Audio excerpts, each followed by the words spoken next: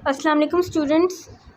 In previous lecture we discussed the pathogenesis of Crohn's disease and ulcerative colitis के अब तक हमने discuss कर लिया है कि inflammatory bowel disease, Crohn's disease and ulcerative colitis की वजह क्या होती है, ये क्यों होती हैं, किस तरह से डेवलप करती हैं पर्सन में।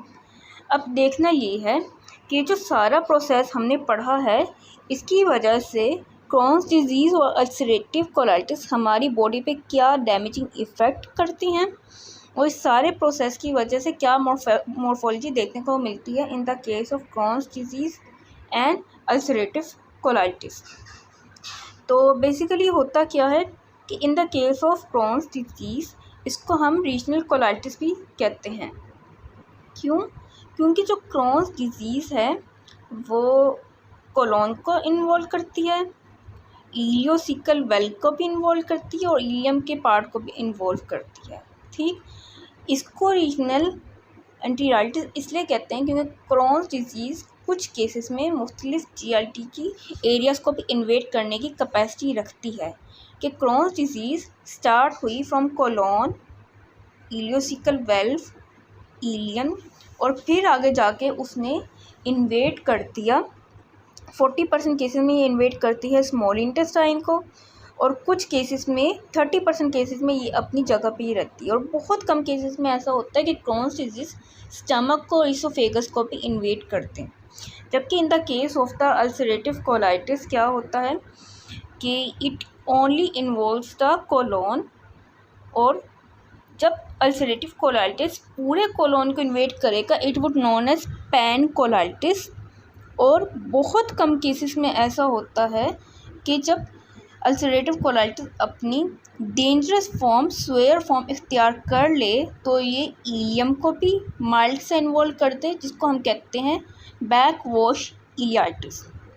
Crohn's डिजीज़ और अल्सरेटिव कोलाइटिस का अगला डिफरेंस ये है कि Crohn's डिजीज़ बहुत कम केसेस में होता है कि वो रेक्टम को इन्वॉल्व कर रहे हैं, जबकि in the case of ulcerative colitis mostly देखने को मिलता है कि ये रेक्टम को इन्वॉल्व कर रही होती है और जब ये रेक्टम को इन्वॉल्व कर रही होती है then it is known as ulcerative proctitis और जब ये सिग्मोइड कोलोन और रेक्टम दोनों को इन्वॉल्व कर रही होती है then it is known as ulcerative proctosigmoiditis. ठीक, अब ये बात हो गई इसकी सारी इन्वॉल्वमेंट की। Now talking about the immune reaction के पिछली वीडियो में हमने देखा कि किस तरह से इम्यून रिस्पॉन्स होता है in the case of Crohn's disease and ulcerative colitis. अब उस इम्यून रिस्पॉन्स की वजह से क्या डैमेजिंग इफ़ेक्ट देखने को हमें मिलेगा। डैमेजिंग इफ़ेक्ट कुछ यूँ होगा कि इन the case of Crohn's disease immune response काफ़ी ज़्यादा एग्जैजरेटेड होगा इम्यून रिस्पॉन्स, तो उसमें लिम्फोइड रिएक्शन ज़्यादा होगा। लिम्फोइड रिएक्शन ज़्यादा होगा तो उसकी वजह से डैमेज भी ज़्यादा होगा। डैमेज क्यों ज़्यादा होगा? क्योंकि इसमें जो है ग्रैनुलोमा की फॉर्मेशन होती है और Crohn's डिजीज़ में नॉन कैजिएटिंग ग्रैनुलोमा बन रहा होता है। ठीक, और जितना ज़्यादा डैमेज होगा उतनी ज़्यादा फाइब्रोसिस भी होगी और जितनी ज़्यादा फाइब्रोसिस होगी उतनी ज़्यादा स्ट्रक्चर की फॉर्मेशन भी होगी। और एंड वी ऑल नो कि जो इन्फ्लेमेशन का प्रोसेस है वो एक प्रोलिफरेटिव प्रोसेस है। ठीक है, और एक प्रोलिफरेटिव प्रोसेस है तो फिर it would result in the thickness of walls of intestine. ठीक, अब हम देखें इन the case of ulcerative colitis तो इन्फ्लेमेशन का प्रोसेस ज़्यादा एग्रेसिव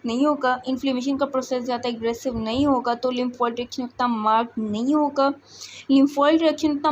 होगा। तो फिर ग्रैनुलोमा की फॉर्मेशन नहीं होगी। इसमें ग्रैनुलोमा की फॉर्मेशन नहीं होगी तो उसकी वजह से मज़ीद ये कि इन्फ्लेमेशन जो है ज़्यादा मार्क नहीं हो रहा तो फिर प्रोलिफरेशन ऑफ वॉल्स भी ज़्यादा नहीं होगी, जिसकी वजह से इन the case of ulcerative colitis जो इंटेस्टाइन की वॉल्स हैं वो थिन अपेयर होती हैं। और अगर इन्फ्लेमेशन ज़्यादा नहीं हो रही तो फिर डैमेजिंग इफ़ेक्ट भी ज़्यादा नहीं होगा तो फिर फाइब्रोसिस भी ज़्यादा नहीं देखने को मिलेगी इन the case of ulcerative colitis. ठीक, अगला पॉइंट ये कि इन्फ्लेमेशन का प्रोसेस अल्सरेटिव कोलाइटिस में और in the case of the Crohn's disease कितना इन्वॉल्व करता है। In the case of Crohn's disease जो है इन्फ्लेमेशन का प्रोसेस वो ट्रांसम्यूरल होता है। ट्रांसम्यूरल क्या कि वो म्यूकोज़ा को भी इन्वॉल्व कर रहा है और फिर वो आके सब म्यूकोज़ा को भी इन्वॉल्व कर रहा है और फिर वो आके पूरी वॉल्स ऑफ सीरोज़ा को भी इन्वॉल्व कर रहा है और मस्कुलरिस को भी इन्वॉल्व कर रहा है। तो इस तरह से जब वो तमाम तर layers of the walls of GIT को इन्वॉल्व कर रहे हैं then it is known as transmural.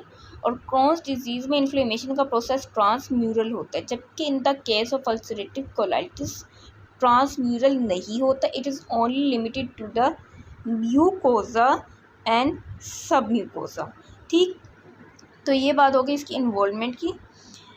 अब इन्फ्लेमेशन के बाद जो हमें डैमेजिंग इफेक्ट नज़र आएगा on the crown disease and in the case of ulcerating colitis वो किस तरह की होगा।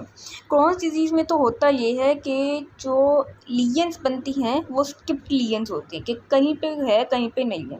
और क्रोन्स डिजीज़ में लीजन जो है it start from the formation of aphthous ulcer. ठीक है, कि छोटी मोटी लीजन्स बनी, वो सारी लीजन्स आपस में कंबाइन होके फिर वो अलाइन हो जाती हैं long the longitudinal axis of the intestine. ठीक, तो क्रोन्स डिजीज़ में क्या होता है कि स्किप्ड लीजन्स देखने को मिलती है, एक लीजन यहाँ, एक लीजन यहाँ, एक लीजन यहाँ। तो फिर क्रोन्स डिजीज़ में लीजन्स क्या है, वो स्किप्ड लीजन्स हैं। ठीक है, जबकि in the case of ulcerative colitis अगर हम बात करें तो लीजन्स जो है वो कंटिन्यूस होती है कि यहाँ से लेकर यहाँ तक एक मुसलसल लीजन नज़र आ रही है in the case of the ulcerative colitis. ठीक है, तो लीजन कंटिन्यूस होती है। क्रोन्स डिजीज़ जो है वो बहुत कम केसेस में रेक्टम को इन्वॉल्व करती है, जबकि अल्सरेटिव कोलाइटिस मोस्टली केसेस में रेक्टम को इन्वॉल्व कर रही होती हैं। ठीक, अब लीजन्स जो है उनका टेक्सचर किस तरह से होगा। वी ऑल नो कि इन्फ्लेमेशन तो हो रही है और इन्फ्लेमेशन की वजह से डैमेज भी हो रहा है ऑफ द म्यूकोज़ा। जितना डैमेज होगा ऑफ द म्यूकोज़ा उतना ही mucosa of the intestine स्लफ्ड of होगा और उतना जितना इंटेस्टाइन जो है उसकी वॉल स्लफ्ड ऑफ होगी उतना ही अल्सर बनेगा। तो होता क्या है कि क्रोन्स डिजीज़ में भी अल्सर बनता है और अल्सरेटिव कोलाइटिस में भी अल्सर बनता है, लेकिन वो अल्सर किस तरह का होता है कि क्रोन्स डिजीज़ में जो अल्सर है वो डीप होता है और नाइफ लाइक होता है, जबकि अल्सरेटिव कोलाइटिस में क्योंकि ज़्यादा डैमेज नहीं हो रहा तो अल्सर जो है वो सुपरफिशियल होगा और उसकी ब्रॉड बेस होगी।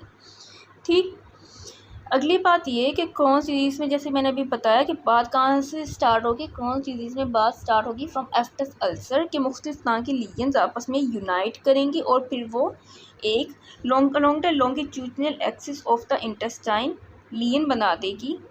ठीक है, और वो लीजन जो होते हैं सर्पेंटाइन फैशन में होती है, जबकि अल्सरेटिव कोलाइटिस में क्या होता है कि कंटिन्यूस लीजन हो रही है।